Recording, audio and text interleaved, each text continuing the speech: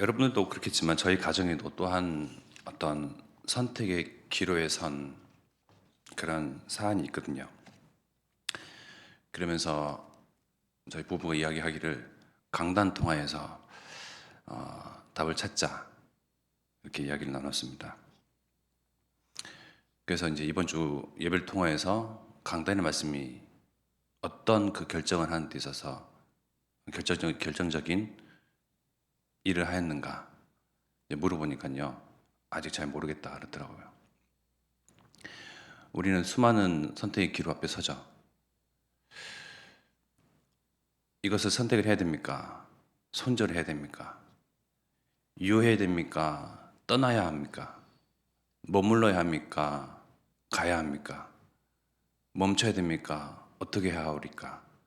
수많은 선택의 기로 앞에서 그걸 가지고 예배 자리에 와서 말씀을 듣습니다. 말씀 속에서 답을 찾아야 한 때까지는 알아요. 이제는. 그죠? 말씀 속에서 하나님께서 음성을 듣고 선택을 해야 한다. 요 수준까지는 올라왔어요. 근데 하나님 직접 야, 지금 경제가 어려우니 하고 있는 그 일을 그만두고 저거를 해. 아니면 이제 어느 정도 일정이 찼으니 이젠 떠나. 아니면 이거를 해, 저거를 해. 그렇게 직접적으로 말씀하십니까? 그렇게 말씀 안 하시거든요. 그럼 우리는 어떻게 강단 통해서 답을 찾아야 합니까? 저는 강단 통해서 정확한 답을 찾았습니다. 선택의 기로 앞에서 어느 쪽을 선택을 해야 할지 강단 통해서 발견했습니다. 하나님께서는 하나님의 말씀을요, 강단이라는 언어를 통해서 우리와 소통하시거든요. 강단에서 선포되어지는, 목사님 통해 선포되어지는 그 말씀이 바로 하나님의 우리와 소통하는 언어입니다. 언어가 통해야 소통이 되잖아요. 그 하나님의 말씀을 어떻게 듣느냐, 나의 중심이 다죠. 아까 처음에 말씀드렸던 것처럼 뭔가 문제를 두고 문제를 안고 가지고 어떤 결정을, 중요한 결정을 앞에서, 그런 선택의 기로 앞에서 이것 가지고 하나님 앞에 딱 나아갑니다. 어떻게 보면요, 그 강단의 말씀 통해서 분명한 하나님의 답을 찾고자, 내 마음을 시원케 하고자, 분명한 결정을 하고자 강단 앞에, 말씀 앞에 예배 자리에 나갑니다. 사실은 그거 가지고 예배 자리에 나가는 건 아니잖아요. 하나님께서 우리의 말씀을 통해서 정확하게 인생을 인도해 내시고 하나님의 언약을 선포하시고 또 그 언약의 여정 가운데에 이 정도, 이쯤, 이렇게 하나님께서 역사하시고 만들어 가신 것을 우리가 또한 말씀을 통해 듣고 확인하고 또 힘을 내어서 소망을 두고 또 다는데요. 어떻게 보면 목적성을 두고 예배 자리에 간다는 거예요.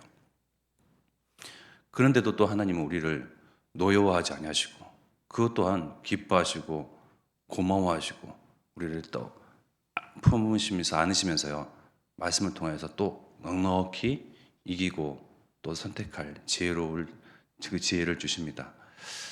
어떤 말씀의 답을 잡았냐면요, 예수는 나의 생명이라는 거예요. 아니요, 이걸 해야 됩니까? 말아야 됩니까? 가야 됩니까? 머물러야 됩니까? 계속 유해야 됩니까? 떠나야 합니까? 이 일을 손을 대야 됩니까? 손절을 해야 됩니까? 이 답을 구했는데 답은요, 예수는 우리의 생명 되신다라는 겁니다. 안 맞잖아요. 근데 하나님은 분명히 말씀하시거든요. 예수는 나의 생명 되십니다. 선택의 길 앞에서 우리는요, 초조해집니다.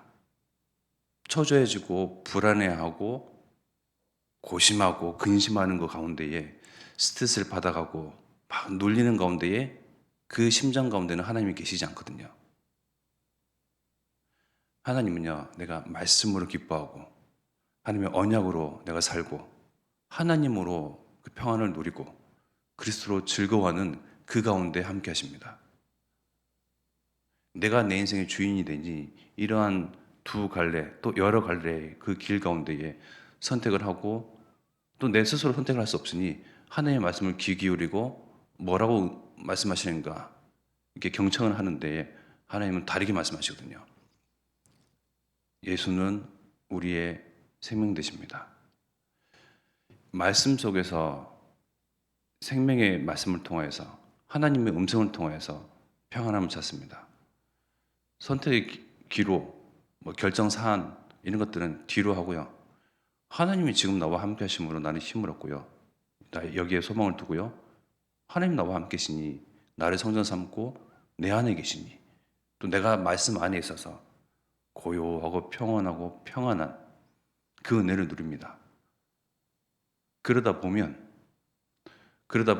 성령께서 또 문을 여시고 성령께서 인도하시고 성령의 사람이니 성령께서 역사하시는 거죠. 어떻게 보면 주와 부가 바뀌지 않았는가 모르겠습니다. 나의 결정의 사안, 중요한 일, 선택의 기로 이것이 내 마음에 시원하게 하나님께서 정확하게 말씀하시기를 바라는데요. 하나님은요 다르게 말씀하십니다. 바로의 압제에 의해서 포로되어지고 노예에 두고 종된 그러한 이스라엘 유대 민족에 향하여서 하나님은 모세를 불러내셔서 모세가 또 바로 앞에 나아가 거기서 이스라엘 민족을 구원해내고 구출해내고 그야말로 출애굽할 만한 뭔가의 어떠한 거리, 뭔가 물물 교환이 될 만한 그러한 것 가지고 바로의 마음을 돌려야죠. 근데 하나님 뭐라 말씀하십니까? 피제사 드리러 간다 카라 캐라. 그러면 이게 다르잖아요. 우리가 생각하는 것과 하나님이 말씀하시는 건 다르거든요. 피제사, 희생제사. 아니 바로는 알아듣지도 못하는데 그렇게 말해라. 저는 그렇게 말은 못하겠습니다. 그럼 너희 형을 통해서 말하도록 해라. 우리의 질문과 하나님의 답은 다를 수도 있습니다. 근데 하나님은 정확하게 말씀하십니다. 예수가 나의 생명 되심을 누리는 것부터가 시작입니다. 어떻게 해요? 우리는 하나님의 형상임을 그것을 발견하고 그것을 누리고 그것으로 기뻐하는 것을 그 형상을 회복하는 것부터가 시작입니다. 하나님께서 하나님 떠난 우리를 하나님의 형상을 완전히 놓쳐버린 우리를 여자의 우선 그리스도를 통하여서 다시금 회복하시고 죄에서 돌이켜서 하나님께로 돌아오도록 그 돌아갈 수 있는 길도 놓쳤는데요. 그것을 통해서 정확한 길, 참 진리, 참 생명을 우리에게 주셨습니다. 이것이 정말 누려지고 기억이 되어지고 이것으로 곱씹고 이것을 정말 묵상한다면요. 불안해하는 선택의 기로 가운데서도 나의 마음은 반석까지 서서 그것이 먼저가 아니라 하나님의 형상을 누리는 그것부터 그 기쁨부터 그 평안부터 그러다 보면요. 하나님께서 인도하시는 것에 또한 우리가 순종할 수가 있습니다. 하나님은 어떻게 그리스도를 통해서 우리를 구원내셨습니까? 하나님이 직접 우리의 몸과 우리의 육신의 모양과 같이 왜? 나의 형상, 하나님의 형상, 바로 인간의 죄는 인간만이 대속할 수 있거든요. 인간만이 영원한 그 죄의 문제를 해결할 수 있는데 어느 인간이 내 죄를 대신할 수 있습니까? 그러면 동물을 희생해서 동물의 피를 통해서 늘 죄사함을 받았잖아요. 그러면요 죽는 날까지 계속 동물의 피를 계속 빼내야 합니다. 또 완벽하지도 않습니다. 또 제한적입니다. 또 내가 기억하지 못한 죄가 있을 수도 있습니다. 완벽히 끝내시려고 나의 죄, 나의 모양, 하나님의 형상, 잃어버린 그 몸을요 다시금 회복시키기 위해서 나와 똑같은 인간의 모습으로 그리스도로 오셔서 나의 죄를 대신하여서 대속하셔서 희생 제물 되셔서 나의 죄를 깨끗게 해결하셨습니다. 우리가 아버지가 집에 들어오시면 영접을 하잖아요. 아버지 오셨습니까? 그런데 하나님이 우리의 모양으로 이 땅에 왕으로 오셨는데 자기 땅에 오매 자기 백성들이 영접하지 아니하더니, 요한복음 1장 11절이잖아요. 하나님이 지으신 땅, 하나님이 지으신 이 세상, 또 하나님이 손수 만드신 빚으신 그 백성들 앞에 죄를 위해서 지옥 배경, 사단의 그런 배경, 또한 죄와 저주, 사망 권세에서 건져내시기 위해서 참 왕으로 오셨는데 아무도 왕을 왕으로 알아보지 못하고 아버지를, 참 아버지를 아버지로 알아보지 못하고 아무도 거들떠 보지 못하는 가운데에 그 유명한 요한복음 1장 12절 뭡니까? 영접하는 자 곧 그 이름을 믿는 자들에게는 하나님의 자녀가 되는 권세를 주셨으니, 아무도 알아보지 못하는데 우리는 어떻게 예수님을 그리스도로, 나의 주로, 하나님으로, 참 아버지로, 절대자로, 주권자로, 그 여호와로 알아보고 영접하였습니까? 이 구원과 이 은혜를요, 먼저 누리는 것이 모든 선택의 기로 앞에서의 시작입니다.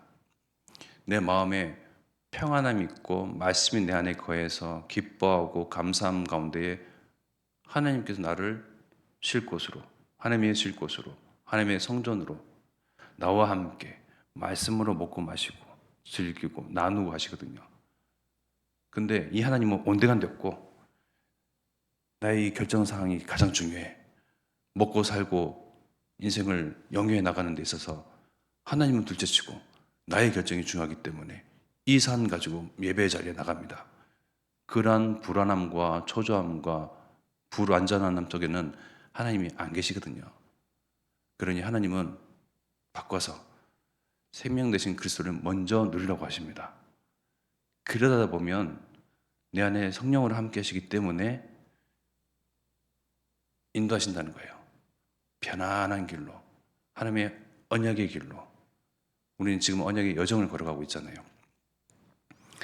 그래서 우리가 하나님의 형상부터 누리며 또한 나를 구원해내신 그 은혜, 마태복음 16장 16절에 그 무식쟁이 베드로가 예수님을 바라보며 당신은 그리스도시다. 예수님께서 정말 인류 역사상 최초로 예수님을 보고 그리스도라고 고백했던 이 베드로에게 네게 복이 있다. 이 진리를 어떻게 깨달았냐? 아무도 나를 왕으로, 주인으로, 그리스도로, 여자의 후손으로 알아보지 못했는데 뭔 눈이 그렇게 떠여져서 그걸 볼 수 있었느냐? 이것을 내게 알게 하는 하나님 뿐이시다. 우린 또한 이 하나님을 어떻게 만났고 예수님을 어떻게 그리스도라고 믿고 영접하고 고백하였습니까? 베드로에게 임한 그 은혜가요, 그 지혜가요, 하나님의 축복이요, 동일하게 우리에게 와 있었기 때문에 또 동일하게 고백할 수 있었습니다.